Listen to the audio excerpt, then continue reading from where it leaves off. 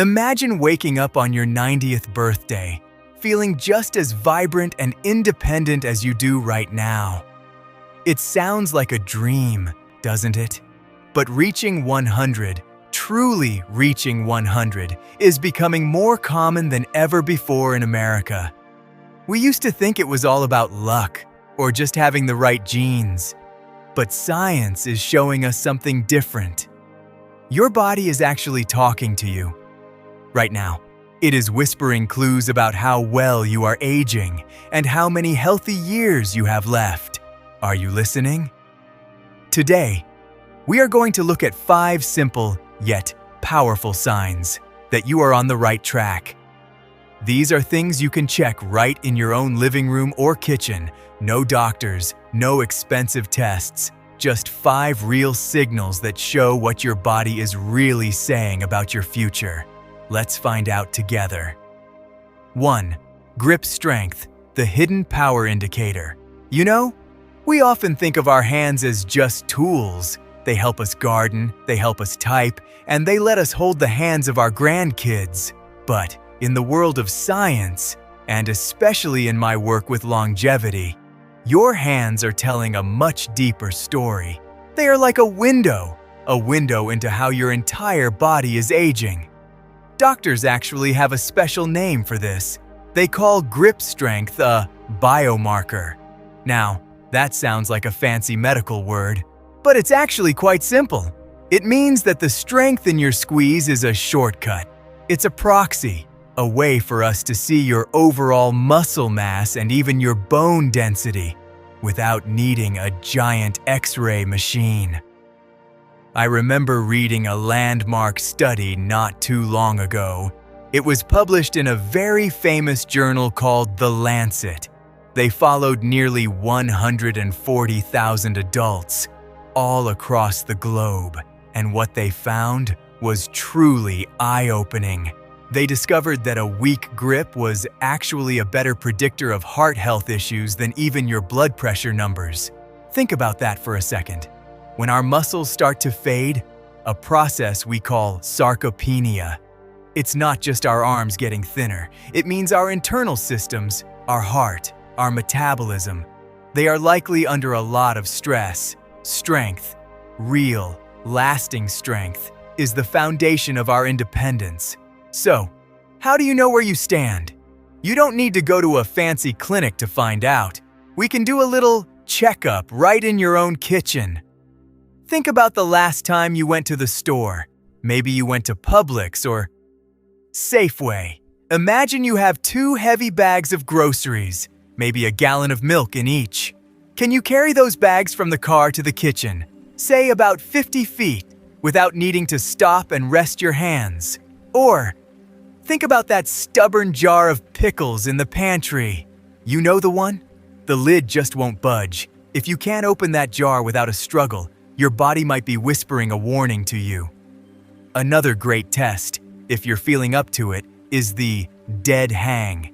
If you have a sturdy bar, maybe at the local park or in a gym, try to just hang there. See if you can hold your own weight for 30 seconds. If your grip starts to slip away after just 5 or 10 seconds, it's a sign. It's a sign that your muscle vitality needs a little bit of love. But here's the good news. Muscle is amazing. It's never, ever too late to build it back.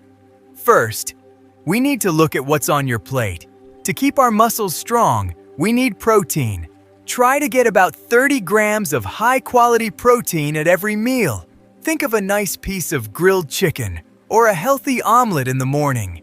This gives your body the bricks it needs to keep the house standing strong. Second, don't be afraid of a little weight. You don't have to be a bodybuilder, just twice a week.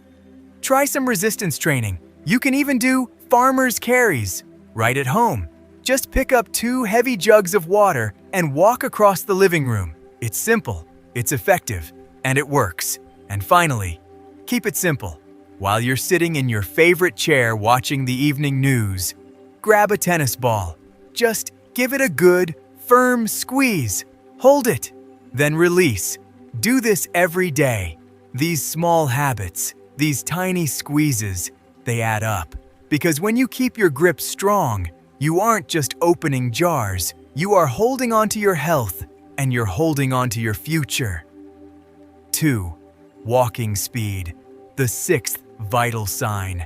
Have you ever noticed how some people just seem to glide along? We've all seen them, at the local park, or maybe walking through the mall. Those folks who just seem to move with a real sense of purpose. Well, it turns out that the pace of your stroll is more than just a personality trait. In my field, the field of longevity, we often call walking speed the sixth vital sign. You're probably familiar with the big ones: your blood pressure, your heart rate, your temperature. But how fast do you get from point A to point B? That tells us a story about your heart, your lungs, and even your brain. Walking is actually a very beautiful and very complex dance. It requires your nervous system and your muscles to work together in perfect harmony. There was a very famous study published in the Journal of the American Medical Association, a group we call JAMA for short. They looked at thousands of older adults and found something remarkable. Walking speed was one of the single best predictors of how long someone would stay healthy and vibrant. Think of it this way: if you naturally tend to power walk, even when you aren't in a hurry, your body is sending a loud and clear signal. It is saying that your aerobic capacity is high. It is saying that your brain is communicating perfectly with your legs. But what if you feel like you're starting to shuffle a little more than you used to? Don't worry. It is simply your body's way of asking for a little bit of attention. To see where you stand, you can try a simple test right in your own neighborhood. Go out to your sidewalk or find a flat stretch of road. Measure out about 65 feet.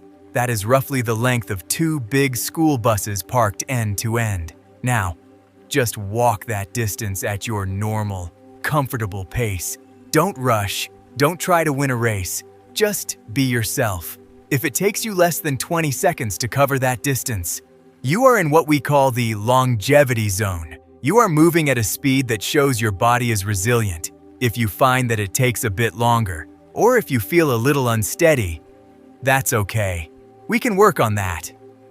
First, let's try something called interval walking. The next time you go out for your daily walk, try to step it up, just for 30 seconds. Walk as fast as you safely can. Then, slow back down to your regular pace for a minute. Do this a few times. It's like a workout for your heart and your gait. Second, we have to talk about balance. Longevity can be cut short if we have a tumble. A great way to stay steady is to practice your balance every single day. Try standing on one leg while you brush your teeth in the morning. Switch legs when you're done. It sounds small, but it keeps those tiny stabilizer muscles in your ankles sharp. And finally, look at your feet. Foot health is so important. Make sure you are wearing good, supportive shoes, not just old sneakers, but shoes that really hold your foot in place. And when you walk, think about your toe off. Push off with your toes. Feel the power in your stride. Your walk is your rhythm. It is the beat of your life. Keep that pace up, and you'll find that your body stays younger, longer. 3. Metabolic resilience, the waist-to-hip ratio. We all do it. We step on that scale in the bathroom, and we let that little number decide if it's going to be a good day or a bad day. We obsess over our weight. We worry about every single pound. But I want to tell you a secret. As someone who studies longevity, the number on the scale, it doesn't tell the whole story. What really matters, what truly predicts if you will stay healthy into your 90s, is not just how much you weigh, it is where you carry that weight. You see, there is a specific kind of fat that we need to watch out for. It's called visceral fat. It's the deep fat, the kind that hides away in your midsection. Wrapping itself around your vital organs, it isn't just sitting there, it's actually quite active. It releases certain proteins that cause inflammation. Think of it like a tiny, quiet, flickering fire inside your body. Over time, that fire can cause real trouble for your heart and your blood sugar. The World Health Organization, a group that looks at health all over the globe, says that our waist-to-hip ratio is actually much more important than the body mass index. We call that the BMI. While the BMI is just a math equation, the waist-to-hip ratio is a map of your metabolic health. When we look at people who live to be 100, we notice a pattern. They almost always have a lean midsection. This is a sign of something called metabolic flexibility. It means their bodies are very good at switching between burning carbs for energy and burning fat. It is like having a car that can run on both gas and electricity perfectly. So, let's do a little checkup. You don't need a doctor for this one. Just find a soft measuring tape, the kind you might have in a sewing kit. First, measure your waist at the narrowest point. That's usually just an inch or so above your belly button. Take a breath out and measure. Second, measure your hips at the widest part. Now, take that first number and divide it by the second number. For the men listening, we want that number to be 0.90 or less. For the women, we are looking for 0.85 or less. If your number is a bit higher, don't be discouraged. It is just a signal that it is time to make a few small changes. I have 3 simple tips that can help you get back on track. First, think about fiber. Fiber is your best friend. Try to get 30 grams of fiber every single day. You can find it in beans, in colorful vegetables, and in whole grains. It keeps your blood sugar steady, and it helps your body feel satisfied. Second, be careful with liquid sugars. We love our sodas and our fruit juices here in America, but they can spike your insulin faster than almost anything else. Try to stick to water, a nice cup of green tea, or black coffee. Your liver will thank you for it. And finally, try the 12-hour rule. It's so simple. If you finish your dinner at 7 o'clock in the evening, don't eat breakfast until 7 o'clock the next morning. That 12-hour break gives your body a chance to reset. It gives your metabolism a chance to rest and to heal. Remember, it isn't about being skinny. It is about being resilient. It is about making sure your internal systems are running smoothly so you can enjoy every single year to come. 4. Cognitive sharpness, the power of a connected mind. You know, we spend so much time talking about our hearts and our muscles, but let's be honest, a long life doesn't mean much if your mind isn't there to enjoy it. I always tell my patients, longevity isn't just about the body, it's about the brain. In the medical world, we have a beautiful term for this. We call it cognitive reserve. Now, that sounds like a complicated phrase, but I want you to think of it as your brain's backup plan. It is the brain's ability to improvise. It is the ability to find a detour when the main road is blocked. There is a very famous study from Harvard University, the Harvard Study of Adult Development. It is actually the longest-running study on happiness and health in history. They have been following people for over 80 years, and do you know what they found? The secret to a sharp mind and a long life wasn't just about crossword puzzles. It was about connection. It was about people. Our brains actually stay younger and more resilient when we are socially integrated, when we have deep, meaningful conversations with friends and family. That mental spark, that back and forth, it keeps our neural pathways plastic. It keeps them flexible. So, how is your brain doing today? I want you to think about the last time your iPhone had a big update, or maybe you got a new remote for the television. Did you feel overwhelmed, or were you able to sit down and figure it out? That ability to learn a new language or a new piece of technology, even in our 60s and 70s, is a wonderful sign. Let's try a little test together. I'm going to give you 5 words. I want you to say them out loud with me. Apple, table, river, cloud, penny. Now, try to keep those 5 words in the back of your mind. If you can still remember them in 10 minutes after we are done talking, then your short-term memory is in great shape. Now, we all have those days where we feel a bit of brain fog. You know the feeling. You walk into the kitchen and you completely forget why you are there, or you are telling a story, and a very simple word is just stuck on the tip of your tongue. We call that the tip of the tongue phenomenon. A little bit of that is normal.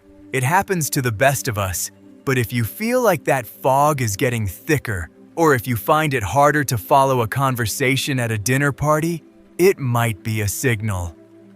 It might be your brain's way of saying it's a little bit tired or a little bit inflamed. So, how do we keep the lights on upstairs? First, I want you to learn something new, and I mean something complex. Pick up a dusty guitar and learn a few chords. Try to learn some basic phrases in a new language, like Italian or French. When you struggle to learn a new skill, your brain is actually building white matter. It is literally rewiring itself to be stronger. Second, you have to prioritize your sleep. When we go into a deep sleep, our brain has a special cleaning system. It is like a night crew that comes into a big office building after everyone goes home. They mop the floors and they wash away the toxins that build up during the day. If you don't get those 7 or 8 hours, the cleaning crew can't finish the job. And finally, stay social. Don't eat dinner alone every night. Call an old friend. Go to that community center or your local church. Being lonely is very hard on the brain. Some experts say that isolation is as bad for your health as smoking a pack of cigarettes every day. So, reach out to someone. Keep your mind curious, because a sharp mind and a full heart are the real keys to reaching that 100th birthday. 5. Resting heart rate and recovery. Your body's internal engine. Think about your favorite car for a moment. Maybe it's a classic Ford truck or a reliable old Chevy that's been with you for years. You know that if you rev the engine too hard, all the time, it's going to wear out faster. Well, your heart is very much the same way. I like to think that we are each born with a certain number of heartbeats. It is like a gift, and the more efficiently your heart works, the less mileage you're putting on your system over the years. When I talk to my friends and patients about longevity, I always ask them about their resting heart rate. It is a simple number, but it tells us so much. Ideally, we want to see a resting heart rate between 50 and 70 beats per minute. If your heart can do its job while beating slowly and calmly, it means your heart muscle is strong. It means your body is in what we call rest and digest mode. It is peaceful. It is efficient. But there is something even more important than your resting rate. It is called heart rate recovery. Think about it this way. Imagine you just finished a brisk walk around the block, or maybe you just carried some heavy boxes up the stairs. Your heart is thumping. That's normal, but how quickly does it go back to being calm? A heart that recovers quickly is a heart that is youthful. It shows that your nervous system is resilient. It shows that your body can handle stress and then let it go stress. So, let's check your engine today.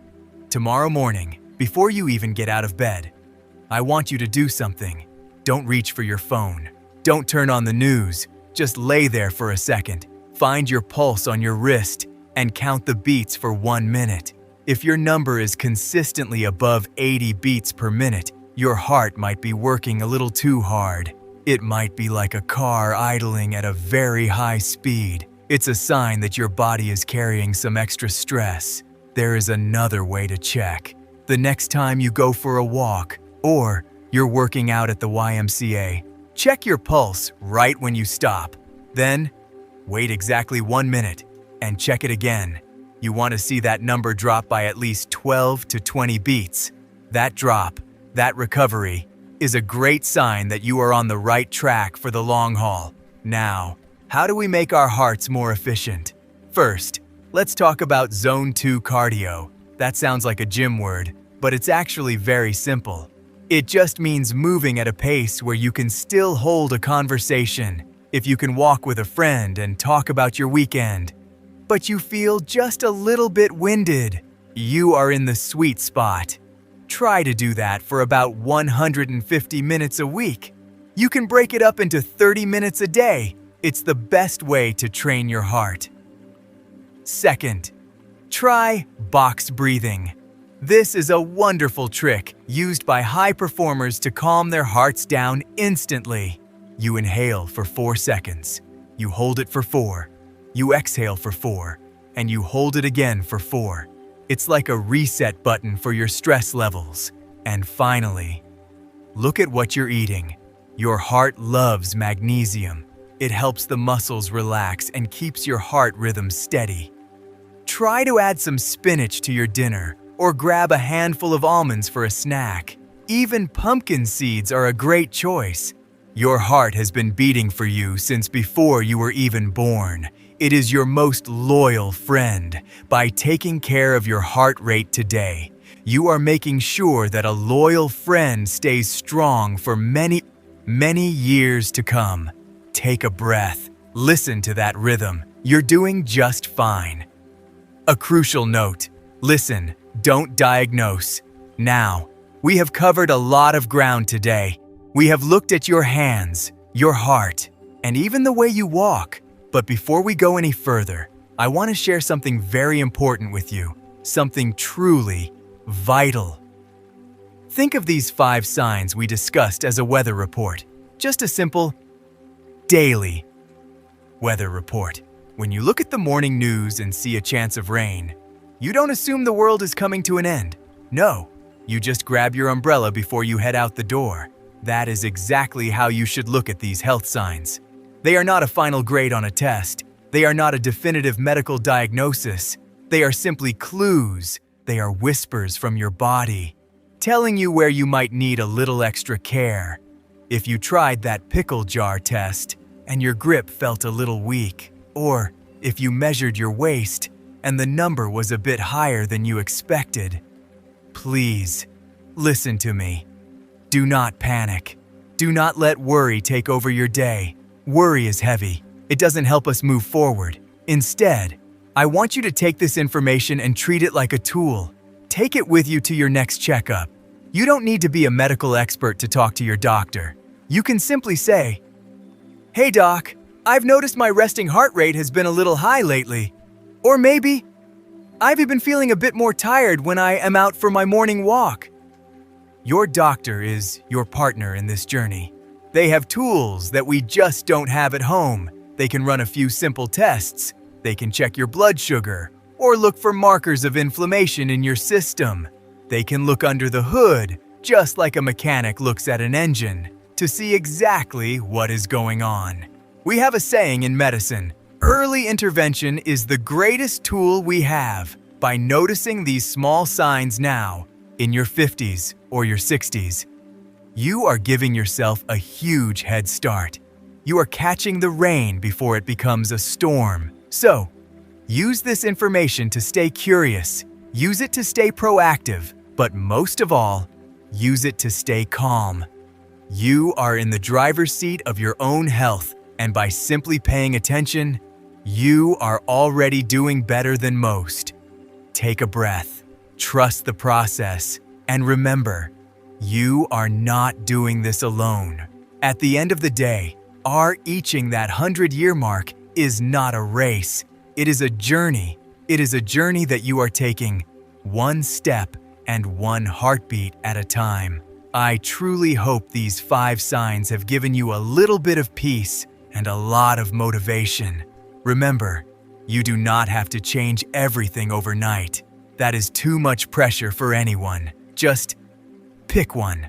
One small habit, one small check. Maybe you will grab a tennis ball today while you watch the news, or maybe you will take a slightly faster walk around the block. These tiny choices, they add up to a very big and very beautiful life. I would love to hear which sign you're going to focus on first.